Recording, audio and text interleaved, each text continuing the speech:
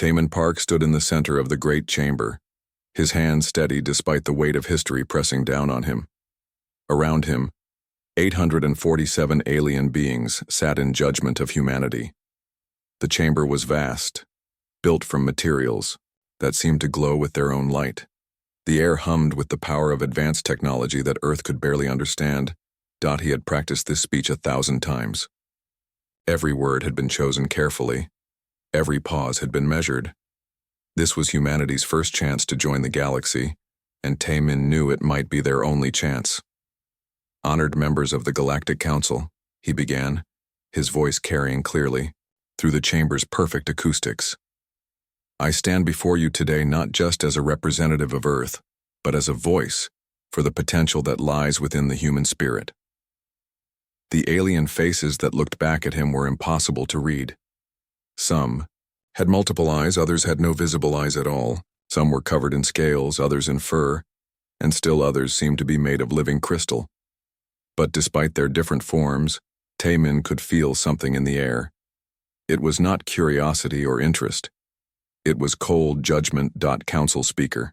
Vexthara rose from her elevated platform. She was tall and elegant with pale blue skin and silver hair that moved like water.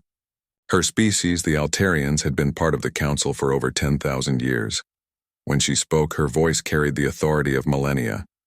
Human representative, she said, and the word human sounded like something unpleasant in her mouth. Your species has been observed for 50 of your years. We have watched your wars, your destruction of your own planet, and your endless conflicts with each other. Tell us, why should the galaxy welcome such violence into our peaceful civilization? Taman had expected this question. Earth's history was not pretty. Wars, pollution, suffering. He could not deny any of it. But he also knew there was more to humanity than their mistakes. Honored speaker, he replied, humanity has indeed known conflict.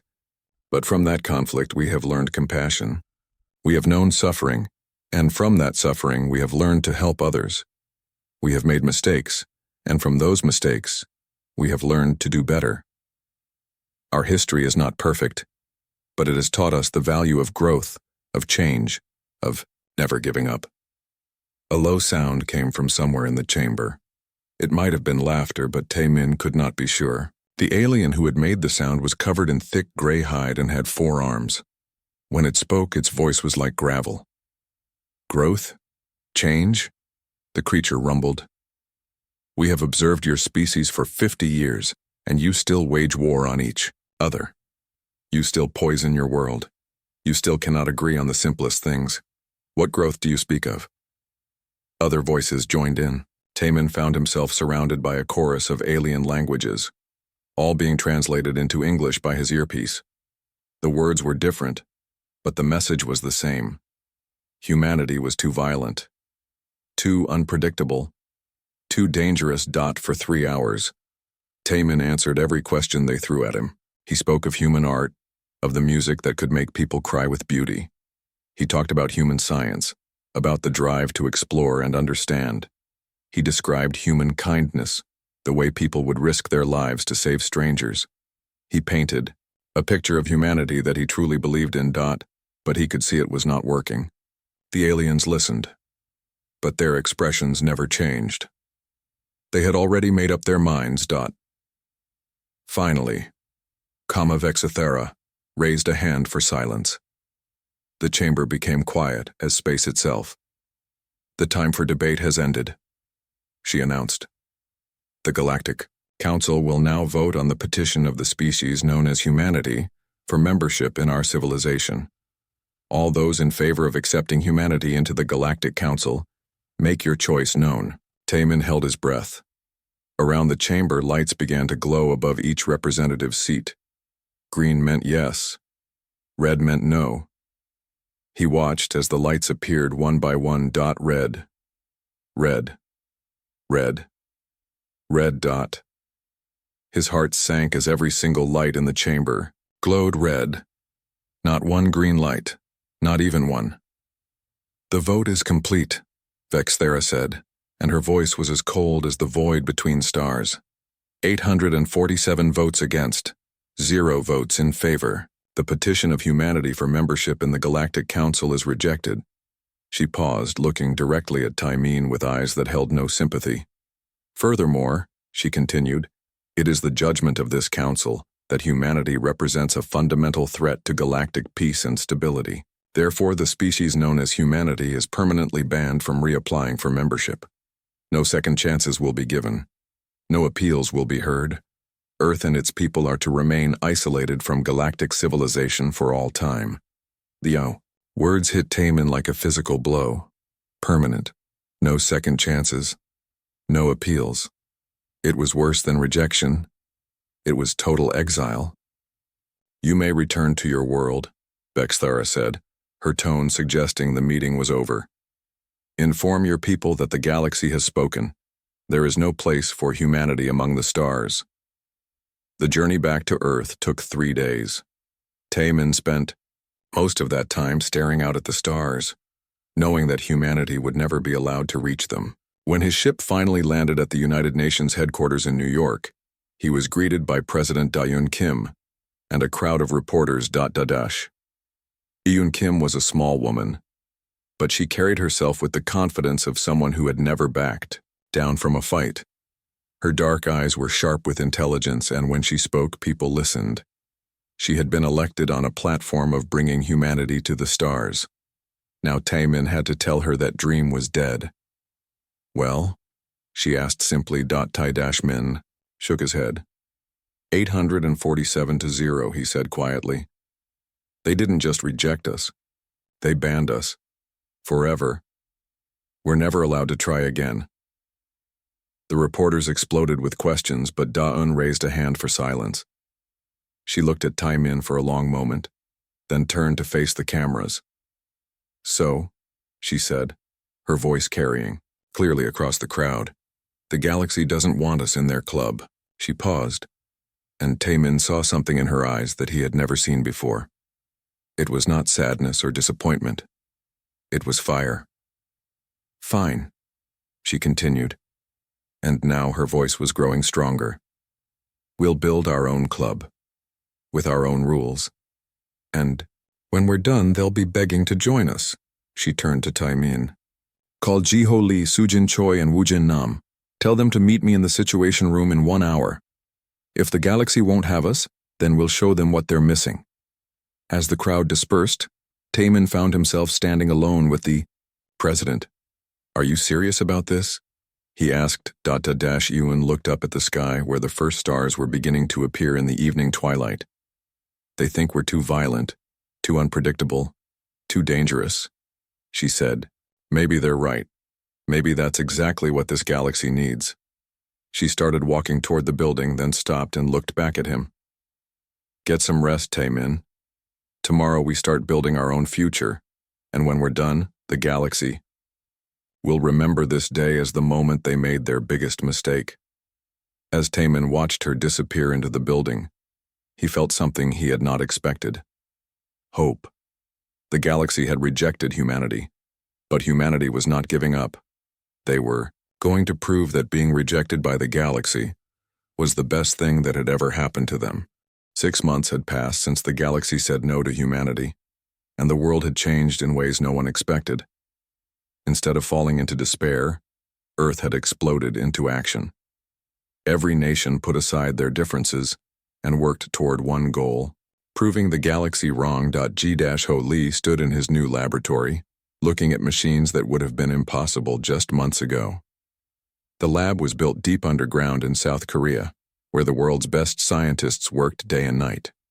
Jiho was young for such an important job, only 35 years old, but his mind worked in ways that amazed everyone around him.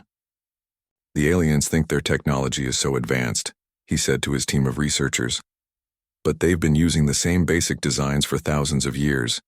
They stopped innovating because they didn't need to. We have something they don't have anymore: the need to be better. On the table in front of him was a piece of alien technology that had been traded to Earth years ago. It was supposed to be a simple communication device, but Jiho had taken it apart and found something the aliens had forgotten. Their technology was built on principles that humans could understand and improve upon. "Look at this," he said, pointing to a small crystal inside the device. "They use these crystals to bend space and make communication possible across vast distances. But they only use them one way. What if we used them differently?" His assistant, Dr. Park Min-jung, leaned forward to get a better look. "What do you mean? What if instead of just bending space for communication, we bent it for travel?" Jiho's eyes were bright with excitement. "What if we could make ships that don't just go fast but actually fold space around them?" It was a crazy idea, but crazy ideas were what humanity did best. While the aliens had been content to use technology the same way for millennia, humans had always looked for better ways to do things. 3 floors above, Sujin Choi was training the first members of what would become the Terran Defense Force. She was a former military officer who had been chosen to plan humanity's expansion into space. The training ground was filled with men and women from every nation on Earth, all united by one goal. "The galaxy thinks we're too violent," she told her trainees as they practiced combat maneuvers. "They're right, we are violent. But violence isn't always evil. Sometimes violence is what protects the innocent. Sometimes violence is what stops the cruel. We're not going to apologize for being able to fight. We're going to get better at it." Her students came from different backgrounds: soldiers, police officers, martial artists, even some athletes who had shown exceptional physical skills. But they all had one thing in common: they refused to accept defeat. "The aliens live in peace because they're afraid of conflict," Sujin continued. "They avoid problems instead of solving them. We don't avoid problems. We face them head-on and fix them. That's what makes us dangerous to them, and that's what makes us strong." Meanwhile, in the shipyards that had been built in record time around the world, Wu Jin Nam was overseeing the construction of humanity's first true starships. These were not the slow, clumsy vessels that had been used to travel within the solar system. These were ships designed to carry humans to the stars.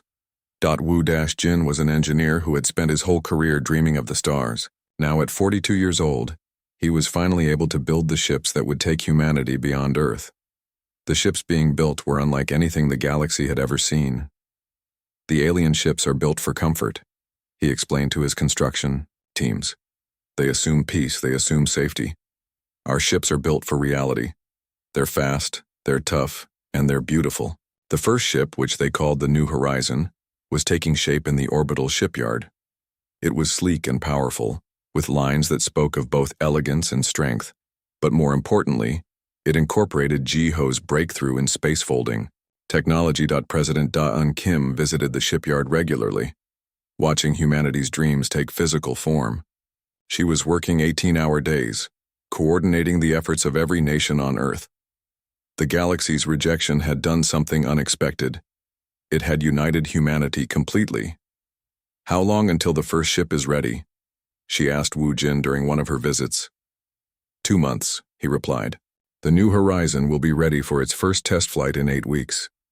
And the colony ship?" 6 months. The Freedom will carry 50,000 volunteers to establish our first settlement beyond Earth." Da-un nodded. She had already received over 2 million applications from people who wanted to be part of humanity's first interstellar colony. People were not afraid. They were eager to prove that humans belonged among the stars. Back in his laboratory, Jiho was making another breakthrough. He had figured out how to improve the aliens' faster-than-light communication systems. But more importantly, he had discovered something the aliens didn't know about their own technology. "Dr. Lee," Dr. Park called excitedly from across the lab. "You need to see this." Jiho hurried over to where she was working with one of the alien crystals. "What is it?" "I've been testing the crystal's energy output," she said, "and I found something strange.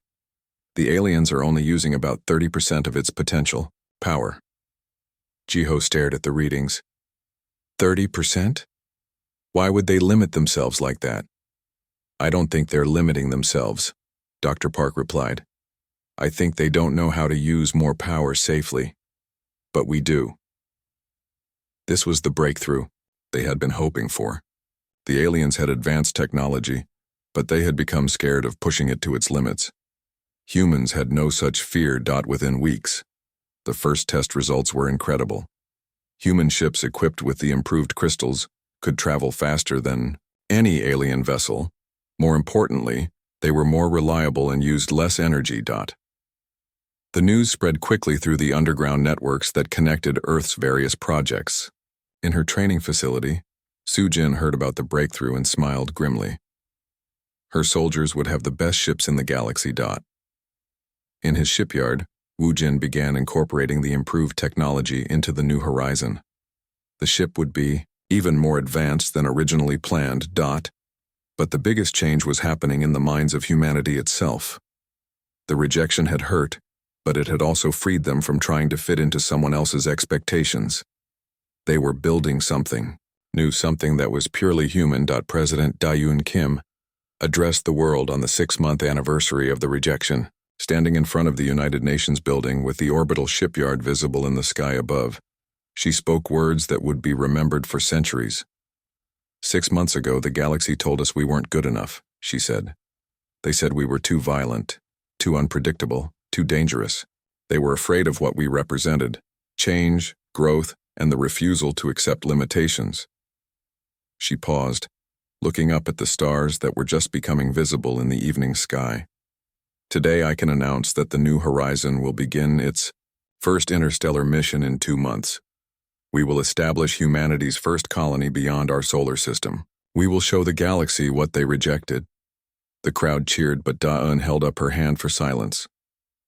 But we're not doing this to prove anything to them, she continued. We're doing this to prove something to ourselves. We're proving that rejection is not the end. It's the beginning. When someone tells you that you don't belong somewhere, sometimes the best response is to build somewhere better. As she spoke, reports were coming in from around the world. Every day, new breakthroughs were being made. Every day, humanity was becoming stronger, faster, and more united than ever before. The galaxy had wanted to keep humanity isolated and weak. Instead, they had created something they had never expected: a human civilization that was growing more powerful every day, with no rules except the ones they made for themselves. The rejection was supposed to be an ending. Instead, it had become the greatest beginning in human history. 2 years had passed since the galaxy rejected humanity, and the stars were no longer empty for human eyes. 3 human colonies now thrived in systems the Galactic Council had considered worthless. The colonies were named New Soul, New Hope, and Freedom Station. Each one was home to thousands of humans who had chosen to leave Earth behind and build something new among the stars. Hyun-Woo Park stood on the observation deck of New Soul's main colony building, watching ships come and go from the busy spaceport. He was Taemin's younger brother, but unlike his diplomat sibling, Hyun-Woo had always been a soldier. Now he served as the colony's defense commander, responsible for protecting the 50,000 humans who called New Soul home. The colony was beautiful in its own way. The buildings were made from materials found on the planet itself, but designed with human creativity and engineering. Gardens grew between the structures, filled with plants from both Earth and the local world. It was proof that humans could adapt and thrive anywhere. But today, Hyun-Woo was not admiring the view. His sensors had detected ships approaching the system, ships that did not belong to humanity. Commander Park, his communications officer, called from across the command center. We're receiving a transmission from the approaching vessels. They're demanding that we surrender immediately. Hyun-Woo turned from the window. Who are they? Zephyrian Empire, sir. They claim this system belongs to them now, and that we're trespassing on their territory. The Zephyrians were one of the more aggressive species in the Galactic Council. They ruled over a dozen smaller, weaker species, and were always looking to expand their power. Hyun-Woo had studied them carefully when the colony was being established. This system had been empty when humans arrived, with no claims from any galactic power. Send a response, Hyun-Woo ordered. Tell them this system was uninhabited when we arrived. We have established legal claim under galactic law. Minutes passed before the reply came back. They say galactic law doesn't apply to banned species, sir. They're giving us 24 hours to evacuate. or they will remove us by force. Hyunwoo looked at his tactical display. 12 Zephyrian warships were moving toward the planet. Each one was larger than any human vessel, armed with weapons that could destroy cities. By all logic, New Seoul should surrender immediately. But Hyunwoo had not come to the stars to surrender to bullies. Send a message to Earth, he ordered. Inform President Kim of the situation. Then send messages to New Hope and Freedom Station. If we're going to fight, we need everyone to know what's happening. His second-in-command, Major Yeon-soo Kim, approached with a worried expression. Sir, 12 warships against our 3 patrol vessels? Those aren't good odds. Hyunwoo smiled grimly. The odds weren't good when 300 Spartans faced the entire Persian army either. Sometimes it's not about the odds. It's about showing the galaxy who we are. He turned to address his entire command staff. The Zephyrians think they can push us around because we're new, because we're small, because the galaxy rejected us. They think we'll run at the first sign of trouble. Let's show them they're wrong. Over the next 20 hours, New Seoul prepared for war. The colony's 3 patrol ships were small but fast, equipped with the latest human technology. More importantly, they were crewed by humans who had something the Zephyrians didn't have, the absolute refusal to give up. The Zephyrian fleet arrived exactly on schedule, their massive ships blotting out the sun as they moved into attack position. Their commander sent one final message to the colony. Humans of New Seoul, the alien voice said through the translation systems, you have refused our generous offer to leave peacefully. Your resistance ends now. Surrender or be destroyed. Hyunwoo stood in the command center of his lead patrol ship, the Defiance. Around him, his crew prepared for a battle they were not supposed to be able to win. All ships, this is Commander Park, he said over the communication system. Remember your training. Remember why we're here. The galaxy said we don't belong among the stars. Today we prove them wrong. The battle began at exactly noon, colony time. The Zephyrian ships opened fire with massive energy weapons that lit up space like artificial suns. But the human ships were not where the aliens expected them to be. Using Jiho Lee's advanced propulsion systems, the human vessels moved in ways that seemed impossible. They appeared behind the enemy ships, fired precisely aimed shots at weak points, then vanished before return fire could reach them. The first Zephyrian ship exploded after only 10 minutes of combat. Then the second. The massive alien vessels were powerful, but they were also slow and predictable. The human ships fought like wolves, striking fast and hard before disappearing into the darkness. This is impossible, the Zephyrian commander transmitted on an open channel. Your ships are too small. Your weapons are too weak. How are you doing this? Hyunwoo replied personally. We're doing this because we have to. Because we won't run. Because every human in this system would rather die fighting than live on their knees. By the end of the day, all 12 Zephyrian warships had been destroyed. Not a single human vessel had been lost, though 2 were damaged. The galaxy's military experts would spend years trying to understand how it was possible. But the real surprise came in the weeks that followed. The Kethmori, a species that had been enslaved by the Zephyrians for centuries, sent a secret delegation to New Seoul. Their leader, an insect-like being named Click Whistle Harmony, met with the colony's diplomatic officer Minseo Jang.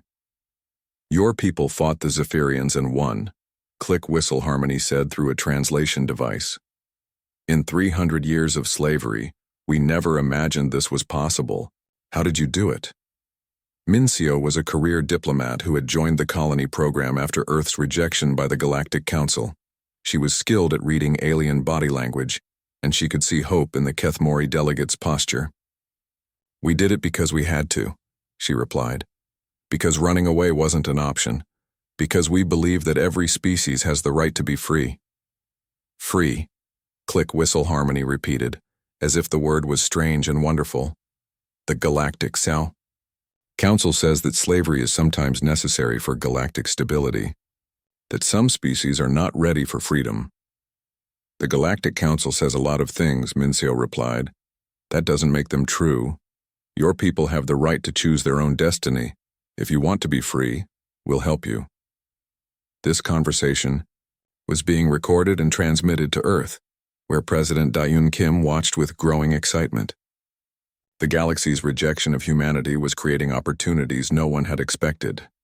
Species that had been oppressed for centuries were seeing humans as possible liberators. Within months, the Kethmori had declared independence from the Zephyrian Empire and formally allied with the Human Colonial Union. It was the first formal alliance between humans and an alien species, but it would not be the last. Word of the human victory at New Sol spread throughout the galaxy like wildfire. The story grew with each telling, how a small human colony had defeated a massive alien fleet, how humans had offered friendship to former slaves, how the species the galaxy had rejected was proving more honorable than those who had rejected them. On Earth, President Dayun Kim addressed the world once again. This time, her message was also broadcast to the growing network of human colonies and their new alien allies. 2 years ago, the Galactic Council told us we were too dangerous to join their civilization, she said. They said we were too violent, too unpredictable. They were right about one thing: we are dangerous. We're dangerous to bullies. We're dangerous to tyrants. We're dangerous to anyone who thinks might makes right. She paused, looking directly into the camera. The galaxy rejected us because they were afraid of change. They wanted to keep things exactly as they were, with the strong ruling over the weak, with some species having rights while others had none. We represent everything they fear, the idea that things can be better, that freedom is worth fighting for, that no one has to accept injustice. As she spoke, reports were coming in from across human space. More species were making contact, asking about human ideals of freedom and equality. The galaxy was starting to change, one species at a time. The rejection that was supposed to keep humanity isolated had instead made them the center of a growing movement for freedom that was spreading across the stars. 5 years had passed since the galaxy's rejection, and the universe had changed beyond recognition. What had started as 3 small human colonies had grown into the Terran Commonwealth, a federation of 47 different species spread across hundreds of star systems. The galaxy that had once seemed so stable was now in chaos, as ancient power structures crumbled under the weight of ideas that humans had brought to the stars. G-Ho Lee stood in his new laboratory on New Terra, humanity's greatest colony and the unofficial capital of the Commonwealth. The lab was 10 times larger than his original facility on Earth, filled with technology that represented the combined knowledge of dozens of species. But today, he was focused on humanity's greatest achievement yet. "Are you certain it will work?" asked Dr. Kretok, a crystalline being whose species had joined the Commonwealth just 6 months earlier. The Velthari had been slaves to the Dominion for over 1,000 years before human liberation forces had freed their homeworld. "As certain as we can be," Jiho replied, looking at the massive device that filled most of the laboratory. "The dimensional fold drive will make interstellar travel instantaneous. No more weeks or months between systems. We'll be able to cross the galaxy in hours." The technology was based on principles that the Galactic Council's scientists had declared impossible. For 10,000 years, they had insisted that faster-than-light travel required massive amounts of energy and could only be sustained for short periods. But human engineers working with freed alien scientists had found a different way. "The Council species stopped innovating centuries ago," Dr. Kretak observed. "They became comfortable with their power and saw no need to improve. Your species never stops looking for better ways." Jiho smiled. It was true. While the galaxy's dominant powers had grown lazy and comfortable, humanity had maintained the drive to constantly improve and adapt. Now that drive was shared by every species in the Commonwealth. Across the city, Sujin Choi was briefing the commanders of the Commonwealth Liberation Fleet. The fleet had grown from 3 small patrol ships to over 500 vessels, crewed by humans and their allies. But more than just size, the fleet represented a new way of thinking about galactic politics. "Our intelligence reports indicate that the Vorthak hegemony is planning to attack the newly liberated Andorian systems," Sujin told her officers. "They want to make an example of them, to show other species what happens when they try to leave the old system." The Vorthak were one of the oldest and most powerful members of the Galactic Council. They ruled over nearly 100 species, and, commanded fleets that numbered in the thousands. By any reasonable measure, the Commonwealth should not be able to challenge them. But reason had stopped applying to galactic politics years ago. "What are our orders, Admiral?" asked Captain Wong Minho, commander of the CNS Freedom, one of the Commonwealth's newest and most advanced ships. "We're going to show the galaxy that the age of bullying smaller species is over," Sujin replied. "The Vorthak think they can crush anyone who opposes them. They're about to learn they're wrong." The Liberation Fleet departed New Terra that evening, using the new dimensional fold drives to cross vast distances in mere hours. What should have been a month-long journey took less than a day. The Vorthak fleet, which had been slowly moving toward Andorian space, suddenly found themselves facing an impossible situation. A Commonwealth fleet that had appeared out of nowhere. The battle that followed became known as the Miracle of Andor Prime. The Vorthak commander, confident in his superior numbers and ancient experience, demanded the Commonwealth fleet surrender immediately. Sujin's response became legendary throughout the galaxy. "This is Admiral Sujin Choi of the Terran Commonwealth," she broadcast on all frequencies. "You are attacking a sovereign species that has chosen freedom over slavery. Turn around and go home, or we will send you home in pieces." The Vorthak commander's laughter could be heard across the communication channels. "Impossible, human," he said in his translated voice. "You have 50 ships. We have 500. Your defiance ends now." But when the fighting began, the Vorthak discovered that numbers meant nothing against superior technology and better tactics. Commonwealth ships appeared and disappeared at will, striking precisely and vanishing before return fire could reach them. Worst of all for the Vorthak, their enemy seemed to know exactly where their ships would be at any given moment. The secret was the dimensional fold drives, which allowed Commonwealth vessels to appear anywhere on the battlefield instantly. But, more than technology, the Commonwealth had something the Vorthak had forgotten: the absolute commitment to protecting the innocent. Within 6 hours, the mighty Vorthak fleet was in full retreat. Nearly 200 of their ships had been destroyed or captured, while the Commonwealth had lost only 12 vessels. It was the first major defeat the Vorthak had suffered in over 1,000 years. But the real shock came in the aftermath. Instead of pursuing the retreating fleet, Commonwealth forces focused on humanitarian aid for the Andorian colonies that had been threatened. Medical ships arrived to treat the wounded. Engineering vessels began repairing damage to civilian infrastructure. Supply ships brought food and materials to communities that had been disrupted by the threat of war. The contrast was stark. The Galactic Council's forces would have demanded tribute from the species they had protected. The Commonwealth asked for nothing except friendship. News of the victory spread across the galaxy faster than light itself. Species that had served the Galactic Council for millennia began to question why they supported a system that protected bullies and punished those who sought freedom. On the Galactic Council Station Proxima 7, emergency sessions were being held around the clock. Council Speaker Vexathara looked older than her centuries of age as she addressed the remaining loyal members. "The humans have made a mockery of everything we represent," she said, her voice heavy with exhaustion. "Species that have served the Council faithfully for millennia are declaring independence. Our authority is crumbling." Council member Thexmore, a massive creature covered in metallic scales, slammed one of his 4 fists on the council table. "Then we must destroy them completely. Gather every loyal fleet. End this human rebellion before it spreads further." But even as he spoke, reports were coming in of more defections. The Crystalline Consortium had declared neutrality. The Nebula Collective had withdrawn their fleets.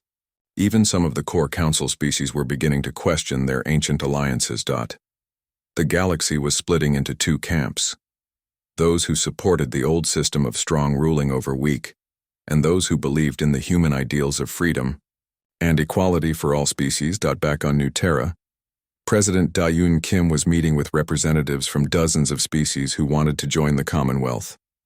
The small conference room where Earth's leaders had once planned humanity's survival was now the center of a galactic revolution.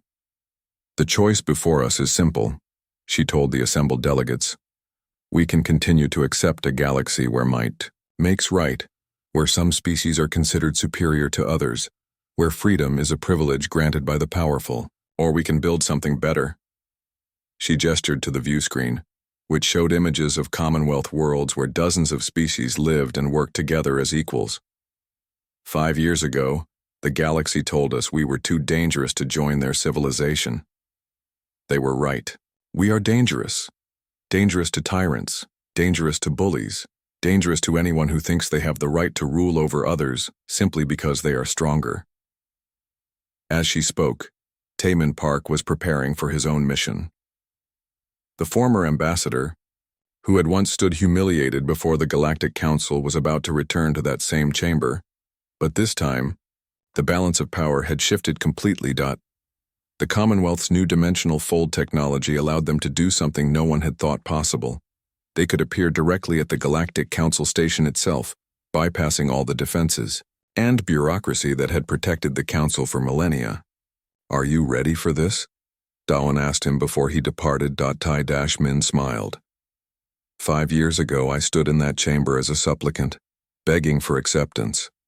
Today, I return as an equal, offering them a choice. It's time for the galaxy to decide what kind of future it wants. The stage was set for the final confrontation between the old galaxy and the new one that humanity had helped create. The species that had been rejected and banned was about to offer their former judges a chance at redemption. 10 years had passed since the galaxy voted to banish humanity, and now Taemin Park stood once again in the great chamber of the Galactic Council. But everything had changed. Where once 847 species had sat in judgment of humanity, now only 37 remained loyal to the old system. The rest had either joined the Commonwealth or declared neutrality. The chamber itself looked different too. Many of the seats sat empty, their former occupants having chosen freedom over the ancient hierarchy. The air no longer hummed with the confidence of absolute power. Instead, there was tension, fear, and the growing realization that an age was ending. Council Speaker Vexithara still held her position, but she looked tired and defeated. Her pale blue skin seemed gray, and her silver hair had lost its luster. When she spoke, her voice carried none of the authority it had possessed 10 years earlier. "So," she said, looking down at Taemin with eyes that held both anger and resignation, "the humans return, come to gloat over the chaos you have created." Taemin stood in the center of the chamber, but he was not alone this time. Behind him stood representatives of over 400 species that now made up the Terran Commonwealth. The chamber that had once rejected humanity now hosted more alien diversity than the Galactic Council had ever achieved. "We have not come to gloat," Taemin replied, his voice calm and steady. "We have come to offer you a choice. The same choice we offered every species that has joined the Commonwealth, the chance to be part of something better." A harsh laugh came from the Vorthak representative, his metallic scales glinting in the chamber's light. "Better. You have destroyed 10,000 years of galactic peace. You have caused chaos across the stars. You call this better?" President Da-Un Kim, who had come personally for this historic moment, stepped forward. She was older now, her hair touched with gray, but her eyes still burned with the same fire that had ignited humanity's rise. "Peace?" she asked, her voice carrying clearly through the chamber. "You call it peace when entire species are enslaved? When weaker races live in fear of stronger ones? When progress is forbidden and change is punished? That is not peace. That is control." She gestured to the Commonwealth representatives behind her. "Look around this chamber. Do you see chaos? Or do you see what the galaxy could become when all species are treated as equals?" Among the Commonwealth delegates stood Click Whistle Harmony of the Keth Mori, free after centuries of slavery. Dr. Kretak of the Velthari, whose crystalline form sparkled with the light of liberation. Captain Zexhai of the Andorians, whose world had been saved from Vorthak aggression. Hundreds of others who had found hope in human ideals. "The Commonwealth now includes over 60% of all known galactic civilization," Taemin continued. "Species that were once enemies now work together as partners. Technology advances every day. Art and culture flourish as never before. This is what you rejected 10 years ago when you banished humanity. Council member Thexmore of the Dominion slammed his massive fist on his seat's armrest. Enough of this mockery. You were banned for good reason. You are violent, unpredictable, dangerous to galactic stability. Yes, Dayun said simply. We are dangerous. Dangerous to tyrants. Dangerous to bullies. Dangerous to anyone who thinks they have the right to rule over others. She walked closer to the council platform, her small human form somehow commanding the attention of beings who towered over her. 10 years ago, you had a choice. You could have welcomed humanity as partners, learned from our different perspective, grown stronger through diversity. Instead, you chose fear. You chose to reject what you did not understand. You chose to maintain your power, rather than do what was right. Vexithara leaned forward, her ancient eyes fixed on the human president. And what do you offer us now? Surrender? Submission to your human empire? We offer you the same thing we offered every other species, Taemin replied. Equality, partnership, the chance to be part of a civilization where strength serves justice, where technology serves all species, where no one rules over others simply because they are stronger. He paused, looking around the nearly empty chamber. The Galactic Federation, the new organization that has replaced the Commonwealth, is built on principles that humanity learned through centuries of struggle. Every species has a voice. Every species has rights. Every species has the opportunity to contribute and grow. We invite you to join us not as subjects, but as equals. The silence in the chamber stretched for long minutes. The remaining council members looked at each other, communicating through glances and subtle gestures. Finally, Vexithara spoke. And if we refuse, what then? Will you destroy us as you destroyed the Vorthak fleets? Sujin Choi, now Admiral of the Federation Defense Forces, stepped forward. Her uniform bore the insignia of dozens of species, representing the united military that protected the Federation's ideals. We will leave you alone, she said simply. The Federation does not conquer. We do not force anyone to join us. If you choose to maintain your old system, you may do so in your remaining territories, but you will no longer be allowed to threaten or oppress others. It was a generous offer, more generous than the council deserved, and everyone in the chamber knew it. Days of debate followed. Private meetings were held. Ancient alliances were discussed and reconsidered. Finally, a vote was called, not on humanity's membership, but on whether the remaining council species would join the Federation. This time, the result was different. 30-7 votes in favor. 0 against. Even the proudest of the ancient species had finally recognized that the galaxy had moved beyond them. The choice was not between the old system and the new one, it was between joining the future or being left behind by it. Vex, Thera herself, cast the final vote, her voice barely above a whisper. The Altarian hegemony requests admission to the Terran Federation. Timon looked at the being who had once rejected humanity so completely. There was no triumph in his expression, no satisfaction at seeing his former judge humbled. There was only compassion. The vote is unanimous, he announced. Welcome to the Federation. The ceremony that followed was unlike anything the galaxy had ever seen. Representatives of over 500 species gathered on New Terra to celebrate the ACE, birth of the Galactic Federation. Where the old council had been built on hierarchy and control, the Federation was founded on equality and cooperation. President Dayun Kim, now serving her final term before retiring, gave the opening address. Standing before beings from every corner of the galaxy, she spoke words that would be remembered for millennia. 10 years ago, humanity was rejected by the galaxy. We were told we were too violent, too unpredictable, too dangerous. The galaxy was right about one thing. We were dangerous.